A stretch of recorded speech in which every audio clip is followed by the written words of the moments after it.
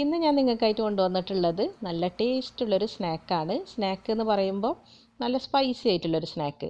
അപ്പോൾ ഇതെങ്ങനെ ഉണ്ടാക്കാമെന്ന് വെച്ചാൽ നമ്മൾ ചപ്പാത്തിയൊക്കെ ഉണ്ടാക്കാറുണ്ടല്ലോ. അപ്പോൾ ആ ചപ്പാത്തിയൊക്കെ ബാക്കി വരുമ്പോൾ വളരെ ഈസി ആയിട്ട് നമുക്കിത് ചെയ്തെടുക്കാൻ പറ്റും. നല്ല എളുപ്പമാണിത് ചെയ്യാൻ, നല്ല ടേസ്റ്റുമാണിത് കഴിക്കാൻ. അപ്പോൾ നമുക്ക് ഈ ഒരു സ്നാക്ക് എങ്ങനെ ഉണ്ടാക്കുന്നതെന്ന് നോക്കാം. അപ്പോൾ നമുക്ക് ഇതിലേക്ക് വേണ്ട ഒരു മസാല ഉണ്ടാക്കിയെടുക്കാം ആദ്യം. അപ്പോൾ അതിന് വേണ്ടിയിട്ട് ഒരു പാനിലേക്ക് ഒരു 3 ടേബിൾ സ്പൂൺ എണ്ണ ഒഴിച്ചു കൊടുക്കുക. അതിലേക്ക് ഒരു ചെറിയ സവാള ഒന്ന് ചെറുതായിട്ട് മുറിച്ചെടുത്തതും കൂടെ ചേർത്ത് കൊടുക്കാം. ഇനി പാകത്തിന് ഉപ്പും കൂടെ ചേർത്തിട്ട് നന്നായിട്ട് ഇതൊന്ന് വഴറ്റി കൊടുക്കണം. കൂടെ തന്നെ കറിവേപ്പില ഉണ്ടെങ്കിൽ ഒരു ഇത്തിരി കറിവേപ്പിലയും കൂടെ ചേർത്ത് കൊടുക്കാം കേട്ടോ. അപ്പോൾ കറിവേപ്പില ഉണ്ടെങ്കിൽ ഞാനിപ്പോൾ കുറച്ച് കറിവേപ്പില ചേർത്തിട്ടുള്ളൂ, കൂടുതലുണ്ടെങ്കിൽ കുറച്ചും കൂടെ ചേർത്ത് കൊടുക്കാം.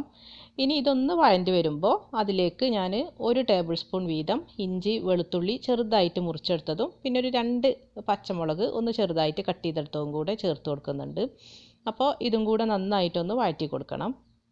ഇതെല്ലാം ഒന്ന് വഴണ്ടി വന്നതിന് ശേഷം ബ്രൗൺ കളർ ആവണമെന്നൊന്നുമില്ല കേട്ടോ, നന്നായിട്ടൊന്ന് വഴണ്ടി വന്നാൽ മതി. ആ ഒരു സമയത്ത് നമുക്ക് ഇതിലേക്ക് 1 ടീസ്പൂൺ കാശ്മീരി മുളക് പൊടി, 1 ടീസ്പൂൺ മല്ലിപ്പൊടി, അതുപോലെ തന്നെ ഒരു 1/4 ടീസ്പൂൺ മഞ്ഞൾപ്പൊടി, പിന്നെ ഒരു 1/4 ടീസ്പൂൺ ഗരം മസാല ഇതും കൂടെ ചേർത്തിട്ട് നന്നായിട്ട് ഈ ഒരു മസാലയുടെ ഒരു പച്ചച്ചുവ മാറുന്നത് വരെ നന്നായിട്ടൊന്ന് വഴറ്റി കൊടുക്കുക. ആ മസാലപ്പൊടികളുടെ ആ ഒരു പച്ചച്ചുവയൊക്കെ ഒന്ന് മാറി വരുമ്പോൾ അതിലേക്ക് വേവിച്ചെടുത്ത ഉപ്പും മഞ്ഞൾപ്പൊടി ഇട്ട് വേവിച്ചെടുത്ത ചിക്കനാണ് കേട്ടോ ഞാൻ ചേർക്കുന്നത്. അപ്പോൾ ഞാനിപ്പോൾ ഫ്രഷ് ആയിട്ടുള്ള ചിക്കൻ വേവിച്ചെടുത്തതാണ്. അപ്പോൾ നിങ്ങളുടെ കയ്യിൽ കറി വെച്ച ചിക്കനോ അല്ലെങ്കിൽ ഫ്രൈ ചെയ്ത ചിക്കനൊക്കെ ബാക്കിയുണ്ടെങ്കിൽ അത് ചേർത്താലും മതി കേട്ടോ. ഇനി ഇതിലേക്ക് ഒരു 1/4 കപ്പ് ക്യാപ്സിക്കം കൂടെ ചേർത്ത് കൊടുക്കുന്നുണ്ട്. അപ്പോൾ ഇത് സ്റ്റൗ ഓഫ് ചെയ്തതിന് ശേഷം ചേർത്ത് കൊടുത്താൽ മതി. അതിൻ്റെ ആ ഒരു ക്യാപ്സിക്കത്തിൻ്റെ ആ ഒരു ക്രിസ്പ്നെസ് ഒന്നും പോവാതിരിക്കാൻ വേണ്ടിയിട്ടാണ് സ്റ്റൗ ഓഫ് ചെയ്തതിന് ശേഷം നമ്മളിത് ചേർത്ത് കൊടുക്കുന്നത്. പിന്നെ കൂടെ തന്നെ ഒരു 1/4 കപ്പ് മല്ലിയിലയും കൂടെ ചേർത്തിട്ട് നമുക്ക് നന്നായിട്ട് ഇതൊന്ന് മിക്സ് ചെയ്തെടുക്കാം. അപ്പോൾ നമ്മുടെ മസാല ഇവിടെ റെഡി ആയിട്ടുണ്ട്. ഇനി ഇതൊന്ന് ചൂടാറി വരണം.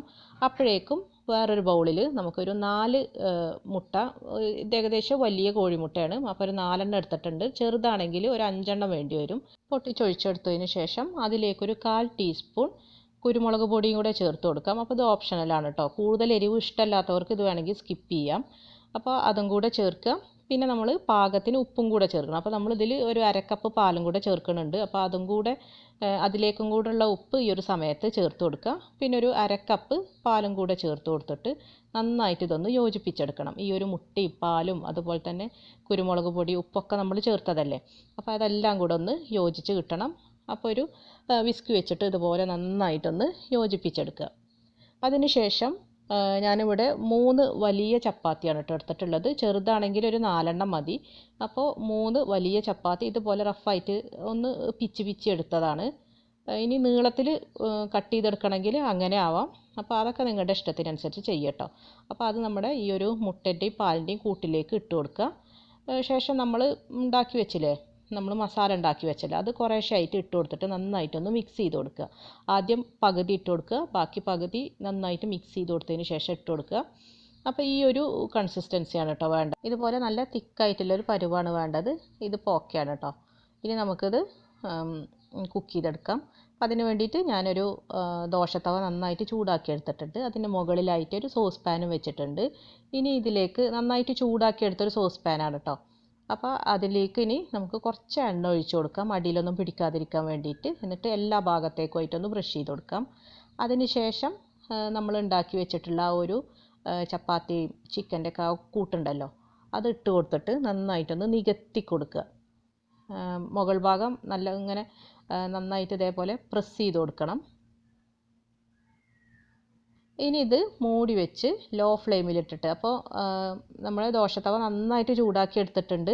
എന്നിട്ട് ലോ ഫ്ലെയിമിൽ ഇട്ട് കൊടുത്തിട്ട് വേണം ഇത് കുക്ക് ചെയ്തെടുക്കാൻ. നന്നായിട്ട് മൂടി വെച്ചതിന് ശേഷം കേട്ടോ. ഏകദേശം ഒരു 20 മിനിറ്റോളം വേണ്ടി വരും നമുക്കിത് കുക്കായി കിട്ടാൻ. ഇതിപ്പോൾ ഞാൻ വേവാനായിട്ട് വെച്ചിട്ട് ഏകദേശം ഒരു 20 മിനിറ്റോളം ആയിട്ടുണ്ട്. ഇതിപ്പോൾ കുക്കായി വന്നിട്ടുണ്ട് കേട്ടോ. ഇതിൻ്റെ മുകൾ ഭാഗം ഇനി ഒന്നും കൂടെ വേവായിട്ട് കിട്ടണം. അപ്പോൾ അതിന് വേണ്ടിയിട്ട് ഞാൻ വേറൊരു സോസ് പാൻ എടുത്തിട്ട് അതിലേക്ക് കുറച്ച് എണ്ണ ഒന്ന് തൂവി കൊടുക്കുകയാണ്. അതിൻ്റെ മുകൾ ഭാഗം നമ്മൾ കമഴ്ത്തിയിട്ടിട്ട് വേവിക്കാൻ വേണ്ടിയിട്ടാണ്. അപ്പം ഒന്ന് ബ്രഷ് ചെയ്ത് കൊടുക്കുക. അതിന് ശേഷം നമ്മൾ വേവിച്ച് വെച്ചിട്ടുള്ള ആ ഒരു ചപ്പാത്തിയുടെ കൂട്ടുണ്ടല്ലോ, അത് ഒന്ന് മറിച്ചിട്ട് കൊടുക്കുക. അപ്പോൾ അതിൻ്റെ മുകൾ ഭാഗം കൂടെ നമ്മൾ പോളയൊക്കെ ഉണ്ടാക്കുമല്ലോ, അതുപോലെ തന്നെയാണ് ഒരു ചപ്പാത്തിയുടെ പോള തന്നെയാണിത്. അപ്പം മറിച്ചിട്ട് കൊടുത്തിട്ട് നമുക്കതിൻ്റെ മുകൾ ഭാഗം കൂടെ ഒന്ന് നന്നായിട്ടൊന്ന് വേവിച്ചെടുക്കാം. ഏകദേശം ഒരു 10 മിനിറ്റ് തന്നെ ലോ ഫ്ലെയിമിലിട്ടിട്ട് ഒന്ന് വേവിച്ചെടുക്കാം. അപ്പോൾ ഇത്രയേ ഉള്ളൂ. വളരെ എളുപ്പത്തിൽ നമുക്ക് ചെയ്തെടുക്കാൻ പറ്റും. ചപ്പാത്തിയൊക്കെ എപ്പോഴും ചിലപ്പോൾ നമ്മുടെ വീട്ടിൽ ബാക്കി ഉണ്ടാവും. അപ്പോൾ അത് വെച്ചിട്ട് വളരെ എളുപ്പത്തിൽ ചെയ്തെടുക്കാൻ പറ്റുന്ന ഒരു സ്നാക്കാണ്. അപ്പോൾ ഡിന്നറായിട്ടും വേണമെങ്കിൽ ഇത് കഴിക്കാം കേട്ടോ. ബ്രേക്ക്ഫാസ്റ്റ് ആയിട്ടും കഴിക്കാം. ഇതിൽ കറിയൊന്നും വേണ്ടല്ലോ, വളരെ എളുപ്പത്തിൽ നമുക്ക് ചെയ്തെടുക്കാനും പറ്റും. അപ്പോൾ എല്ലാവരും ഇതൊന്ന് ട്രൈ ചെയ്യുക, ഫീഡ്ബാക്ക്സ് പറയുക.